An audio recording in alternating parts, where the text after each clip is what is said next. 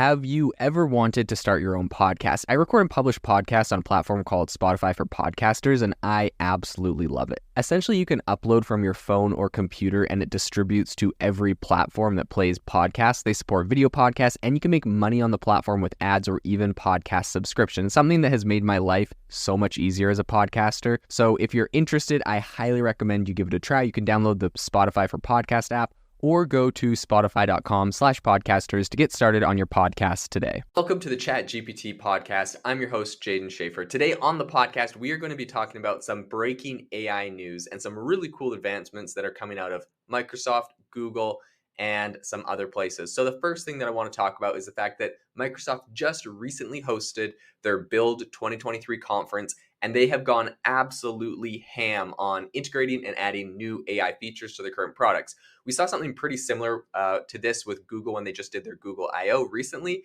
and they essentially have integrated AI into all of their suite of tools, whether that's Gmail or Docs or Google Search, everything, right? They tried to someone did like a clip where they said how many times Sundar, the CEO of Google, said the word AI there, and they just like played it over and over again.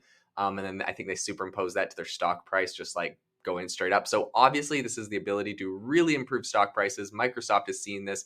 We're seeing this straight out of NVIDIA as well, who had a massive jump in their stock price last night since they announced that their earnings forecast is going to be a few $billions higher than they expected just because of the demand from AI. We're seeing other companies like Facebook say they're going to make chips, AI chips as well. Google has some as well. But right now, NVIDIA really has us locked down, and they're seeing some massive gains. So all this to say, Microsoft is eyeing the field right now, and they know that if they want to make big gains in their company, this is the way to do it. It's integrating AI. So Microsoft has their big Build 2023 conference, and they announced a whole bunch of new AI features and tools that are going to be integrated into everything they have. The first one is going to be pretty drastic. This is Windows 11, right? So Windows continues, or Microsoft has a new update to Windows that comes out, and the newest Windows 11 is going to have an AI copilot. So I would say it's probably the biggest thing in AI this year. All Windows machines are going to integrate a new AI agent within the taskbar. So the taskbar where you can search for things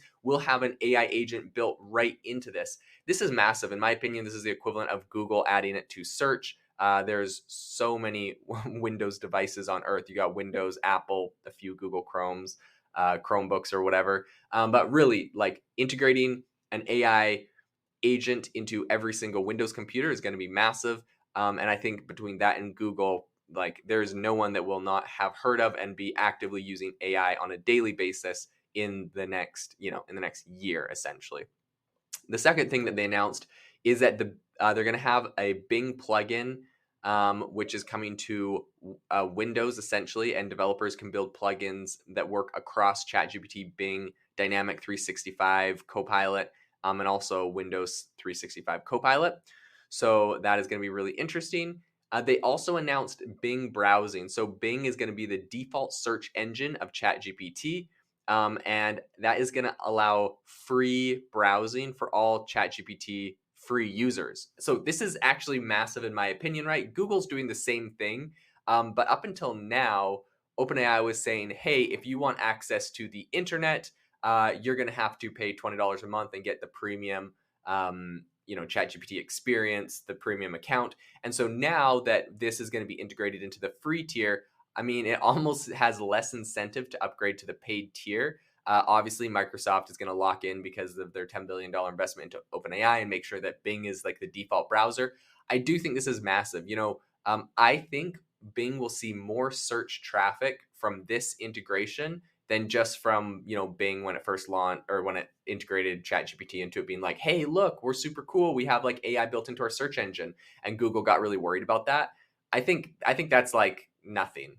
As soon as it's now built into ChatGPT, which has a massive user base that's actively doing AI searches, I think this is going to be the big thing that really boosts Bing. A lot of people just use ChatGPT. They don't use Bing. They don't use Google. It answers a lot of questions. And now that it's going to have Bing built right into it, so web searching. And I know a lot of people are like, oh, Google's better. I mean, I've played around with both. I usually use Google if I have the choice, but honestly, Bing is not far off when it comes to search results. And so I think having the ease and simplicity of having this built in and for all the free users, this is going to be massive. And I think we may see Bing start to take some serious search share from Google in the coming little bit of time here.